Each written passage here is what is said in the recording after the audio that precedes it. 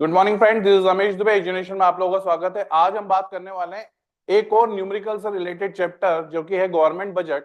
इसका 1 से 2 साल पहले अगर हम बात करें, अगर मुझे थोड़ा सा रिमाइंड में है तो अगर हम देखें कि इसका एक 6 नंबर तक का क्वेश्चन है, एक 4 नंबर क्वेश्चन भी एग्जाम में आ चुका है। तो न्यूमेरिकल क्वेश्चन आ चुका है। बेसिकली थ्योरी तो हम पढ़ लेते हैं बट न्यूमेरिकल पे हम फोकस नहीं करके जाते। अब फोकस करना किस पे है? न्यूमेरिकल पे भी फोकस करके जाना है, क्योंकि इस चैप्टर ने आपको एक ट्विस्टिंग पार्ट ये दे दिया कि भैया एक आपके दिमाग में खुद का ये डाल दिया है कि इसमें न्यूमेरिकल भी आता है। पहले नहीं आते थे बट अब आने लग गए। पहले अब होते भी तो एक आध नंबर का पूछ लेते हैं मैक्रो इकोनॉमिक्स में, तो पहले इकोनॉमिक्स में ज्यादा न्यूमेरिकल नहीं आते थे क्योंकि पहले कॉमर्स की सॉरी, हम लोग बात करें तो कॉमर्स में पहले ये सोचा था कॉमर्स नॉन न्यूमेरिकल सब्जेक्ट है, सिर्फ अकाउंट्स के अंदर न्यूमेरिकल पूछा जाए। बट अब कॉमर्स में भी टेक्निकली साउंड होना जरूरी है, क्योंकि जैसे day by day competition develop होते जा रहा है तो आपको बेसिकली इकोनॉमिक्स के अंदर भी न्यूमेरिकल आने लग गए। तो अब यहाँ पे 6 नंबर और 4 नंबर का अगर गवर्नमेंट बजट का न्यूमेरिकल आ जाए तो क्या आएगा? तो बेसिकली ट्विस्टिंग क्वेश्चन आते हैं, कुछ भी चीज फाइंड आउट करने को दे देते हैं, मिसिंग कुछ फिगर्स रहते हैं, जैसे आपका कैपिटल एक्सपेंडिचर मिसिंग होगा, या आपका रेवेन्यू एक्सपेंडिचर मिसिंग होगा, या आपको बेसिकली प्राइमरी डिफिशिएंट निकालना है तो इंटरेस्ट फाइंड आउट करने को देते हैं कि भैया इतना परसेंट आपका इंटरेस्ट था या इतना परसेंट आपका बेसिकली बोरोइंग है, तो इंटरेस्ट कितना निकल के आएगा। इस टाइप से क्वेश्चंस को बेसिकली यहाँ पे ट्विस्टिंग करके दिए जाते हैं। तो हम बात करेंगे आज गवर्नमेंट बजट के न्यूमेरिकल्स के बारे में। तो गवर्नमेंट बजट में क्या क्या न्यूमेरिकल? सबसे पहले हमारा इकोनॉमिक्स, मोस्ट इंपॉर्टेंट टॉपिक से रिलेटेड मैं बार बार आपको रिमाइंड करूंगा कि क्या पढ़ लेना चाहिए, क्या पढ़ लेना चाहिए। तो मैं आज 10 टॉपिक आपको जो दे रहा हूं ये आप पढ़ के चले ही जाना, क्योंकि इसमें से एग्जाम में क्वेश्चन बनते ही बनते हैं। और जो भी बुक आप प्रिफर कर रहे हैं उनके बैक साइड में जो क्वेश्चंस है हम तो देंगे ही आपको, बट जो बैक साइड में जो क्वेश्चंस है जो सैंपल पेपर में है या जो रिपीटेड क्वेश्चंस हैं जो बेसिकली सैंपल पेपर में बार बार दिए गए हैं, आपने देखा होगा कुछ ब्लू बेसिकली ब्रैकेट्स के अंदर बहुत बार क्वेश्चंस दिए रहते हैं। सैंपल पेपर 2007 में आया, 2009 में आया, उनको ज्यादातर देखो। उनसे बेसिकली अगर उनको घुमा फिरा के पूछा गया है और में क्वेश्चन पूछे गए तो वो क्वेश्चन को ज्यादा करो, क्योंकि वो एग्जाम में बैठते हैं। चलिए, तो मैं सबसे पहले इकोनॉमिक्स में 10 टॉपिक में आपको दे देता हूं। पहले 10 टॉपिक में से क्या क्या करना है। जीडीपी वेलफेयर, सबसे पहले थ्योरी पार्ट में जीडीपी वेलफेयर, ये आपका फर्स्ट 2 चैप्टर नेशनल इनकम के अंदर आपको मिल जाएगा, जीडीपी वेलफेयर। इसके अंदर में से आपको एक एक्सटर्नलिटीज पूछा जाता है बाहर। अगर इस पॉइंट्स की बात करें तो एक्सटर्नलिटीज आपका यहाँ पे एक इंपॉर्टेंट टॉपिक बनता है जो कि बार बार पूछा जाता है। क्लियर है आपको? एक्सटर्नलिटीज, नेगेटिव और पॉजिटिव एक्सटर्नलिटीज पढ़ के जाइएगा। जीडीपी वेलफेयर वैसे तो पूरा ही पढ़ना है, बाकी इसमें से एक स्पेसिफिक टॉपिक ये बनता है 3 नंबर तक में। दूसरा आपका प्रिकॉशंस,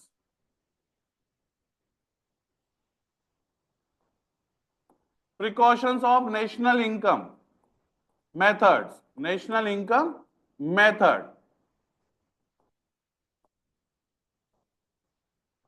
ये आप पढ़ लेना। मोस्ट इंपॉर्टेंट पार्ट्स में से आता है क्योंकि ये 3 नंबर तक में पूछा जा सकता है। 3 मार्क्स में आप ये ध्यान रखें कि नेशनल इनकम के प्रिकॉशन खासकर पढ़ के जाइएगा। खासकर प्रॉब्लम ऑफ डबल काउंटिंग ये पढ़ के जाइएगा, ट्रांसफर इनकम ये पढ़ के जाइएगा। मैं फिर भी बोल रहा हूं, problem of double counting,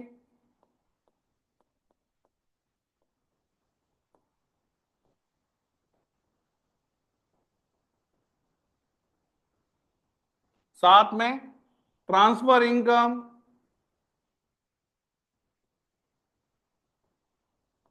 pocket money. पापा ने अगर बच्चे को पॉकेट मनी दिया है तो उस पर भी हाँ ये काउंटेबल है कि नहीं है, नेशनल इनकम में काउंट होगा कि नहीं होगा, इसमें डबल काउंटिंग होगा कि नहीं होगा। ये सारे फिगर्स आप, अगर भैया एक स्कूटर है, सेकंड स्कूटर बेच दिया है, पुराना स्कूटर बेचा है, उस पर टैक्स लगना चाहिए या टैक्स नहीं लगना चाहिए, आप टैक्स लगना चाहिए नहीं लगना चाहिए वो तो छोड़िए, बट ये बेसिकली नेशनल इनकम में काउंटेबल है कि नहीं है। शेयर और डिबेंचर्स खरीदने और बेचने की इनकम होगी कि नहीं होगी, उस पर प्रॉफिट होने वाली इनकम होगी कि नहीं होगी, साथ में ब्रोकरेज अगर उस पर जो लग रही है वो होगी कि नहीं होगी। ये टॉपिक्स आप पढ़ लीजिएगा। देन थर्ड थर्ड आपका आ जाएगा टॉपिक जीडीपी वेलफेयर प्रिकॉशंस। फिर आपका आ जाता है मनी एंड बैंकिंग में बैंकिंग फंक्शंस, बैंकिंग में आरबीआई फंक्शन, सेंट्रल बैंक के फंक्शंस, और साथ में मनी मल्टीप्लायर एक टॉपिक है इसके अंदर, मनी मल्टीप्लायर। ये टॉपिक आप पढ़ लीजिएगा, पहले 3 टॉपिक आप जल्दी से लिख लो क्योंकि ये मोस्ट इंपॉर्टेंट है। पहला क्या है, जीडीपी वेलफेयर, एक्सटर्नलिटीज ले लीजिएगा, precautions of national income method, then आपका problem of double counting, transfer income, banking में basically RBI function, money multiplier.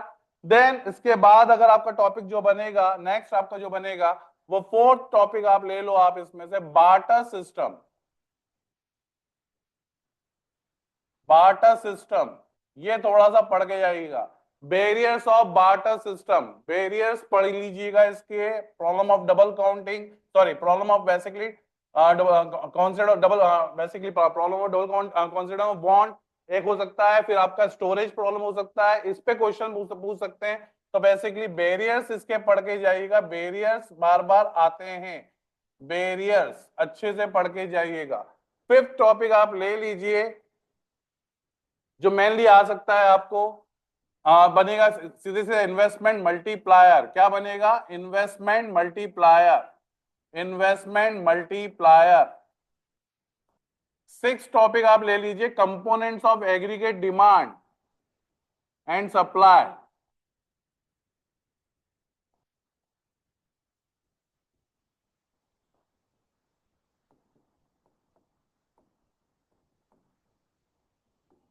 इस पे डायरेक्ट क्वेश्चन बन जाता है। 7th टॉपिक आप ले लीजिए जो कि बनेगा ऑटोनोमस और एकोमोडेटिंग आइटम।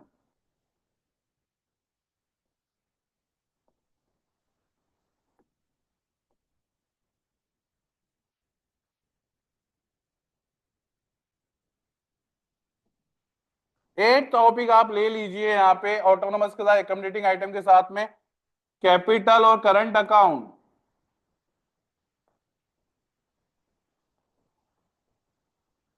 और इसके साथ में डेबिट आइटम और क्रेडिट आइटम। 9 टॉपिक ले लीजिए, इफेक्ट्स ऑफ डेप्रिसिएशन और appreciation, effects depreciation on currency, import export पे डेप्रिसिएशन और एप्रिसिएशन ऑन एम्प्लॉयमेंट, प्राइस और इंपोर्ट एंड एक्सपोर्ट पे क्या इफेक्ट पड़ेगा। ये आप पहले तो नो टॉपिक, साथ में एक टॉपिक यहाँ पे 10th में साइड में लिख रहा हूं, यहाँ पे साथ में एक टॉपिक लिख लीजिए, types of exchange, types of exchange. ये थोड़ा सा आप पढ़ के जाइएगा। 10 टॉपिक जो आपको मैंने लिखे हैं, पहले क्या बोला है मैंने, सबसे पहले आप आ जाए, पहला टॉपिक जीडीपी वेलफेयर, एक्सटर्नलिटीज ले लीजिए, precautions of national income method, 3 marks में problem of double counting, transfer income, banking, RBI function, money multiplier, then barter system, investment multiplier, components of aggregate demand supply, autonomous and accommodating item, capital and current account, debit and credit item, effects of depreciation appreciation of basically employment, price and import and export, जो कि आपका depreciation और basically depreciation और appreciation से market में import और export पे क्या इफेक्ट होता है, इंपोर्ट बढ़ेगा कि घटेगा। एज पर अमेरिका अगर दिया हो तो ध्यान रखिएगा, एज पर बेस कंट्री दिया हो तो ध्यान रखिएगा। ये कुछ बेसिक कॉन्सेप्ट आपके बनते हैं, बार बार बोल रहे हैं क्योंकि ये आपको पढ़ना है। चलिए अब बात करते हैं हमारे गवर्नमेंट बजट के बारे में। Government budget,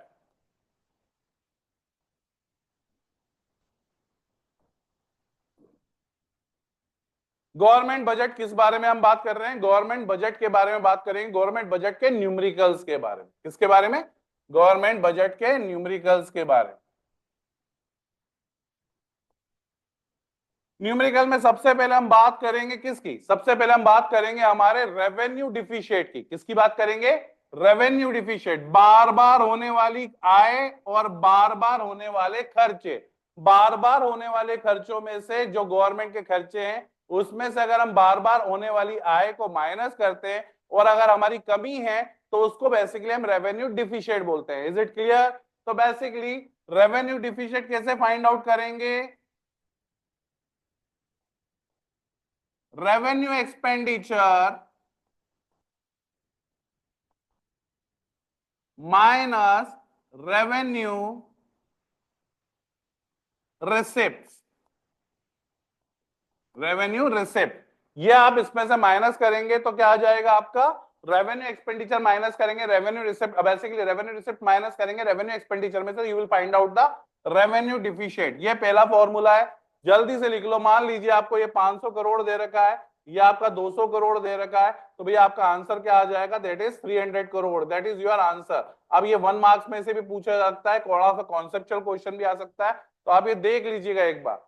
now second formula, second formula that is आपका आएगा फिस्कल डिफिशिएंट, फाइनेंशियल कमी, fiscal deficient, sorry fiscal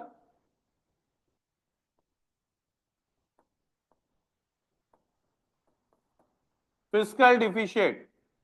fiscal deficient में सबसे पहले, फिस्कल डिफिशिएंट में सबसे पहले क्या करेंगे, फिस्कल डिफिशिएंट में सबसे पहले आपका आ जाएगा क्या, total expenditure minus total receipt excluding borrowing, because borrowing is always equal to fiscal deficit। भैया कमी है जब भी तो लोन लोगे, और कमी कितनी है उसी पे लोन लेना है, तो सीधी सी बात है borrowing is always equal to fiscal deficit। तो क्या आएगा, total expenditure minus total receipt, ये फॉर्मूला लिख लीजिए। दूसरा फॉर्मूला आपका बनता है revenue expenditure plus capital expenditure minus capital receipt plus revenue receipt is equal to, इसमें भी एक्सक्लूडिंग बोरोइंग कर दीजिएगा आप, एक्सक्लूडिंग बोरोइंग रहेगा, that is equal to fiscal deficient. ये दूसरा फॉर्मूला है, ये भी कर लीजिए आप। इसमें क्या आएगा, revenue expenditure plus capital expenditure minus capital receipt plus revenue receipt, is it clear? तो fiscal deficient is always equal to revenue expenditure plus capital expenditure minus capital receipt plus revenue receipt, that is equal to both of the fiscal deficient, and borrowing is always equal to fiscal deficient. ये दोनों formula लिख लीजिए जल्दी से आप। Then we can go to the third formula. Our third formula is, our third formula same इसी में अपना फिस्कल डिफिशिएंट का थर्ड फॉर्मूला क्या है, fiscal deficient is equal to revenue deficient. Revenue deficient क्या फॉर्मूला होता है, रेवेन्यू डिफिशिएंट प्लस, बेसिकली क्या करेंगे, revenue deficient plus capital expenditure minus capital receipt. Revenue deficient basically है क्या, रेवेन्यू डिफिशिएंट ऑलरेडी आपका revenue expenditure minus revenue receipt, that is basically plus capital expenditure minus capital receipt.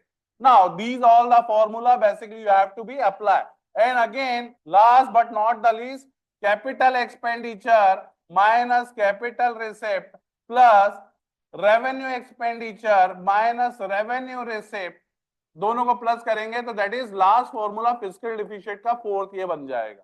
ये आपके basically fiscal deficient का formula most important है, ध्यान रखिएगा। Then last but not the least, आपका आखिरी फॉर्मूला जो बनेगा दैट इज आपका बनेगा प्राइमरी डिफिशिएंट।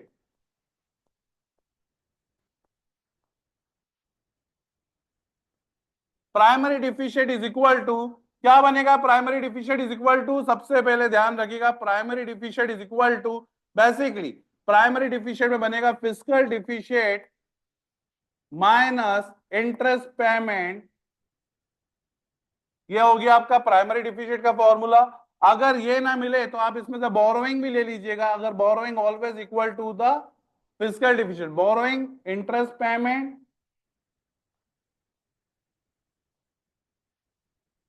आप करेंगे तो आपका क्या आ जाएगा, प्राइमरी